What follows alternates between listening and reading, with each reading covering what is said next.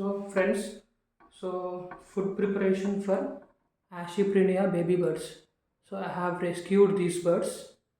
Uh, so I'm preparing food for them. So this is the dog dry food. You have to soak these dog food in the water.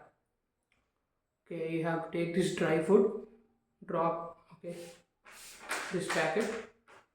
You have to soak them in the water, and this is the creamy dog treats.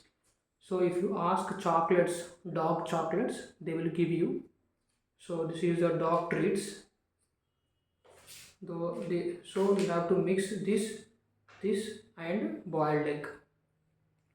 These three things you have to mix and you have to make paste.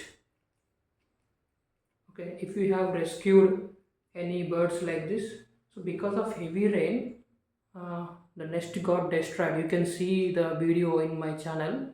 The nest got destroyed because of heavy rain. It has fell down. So I have rescued them. They were about to die, so I have rescued them. So soaked dog food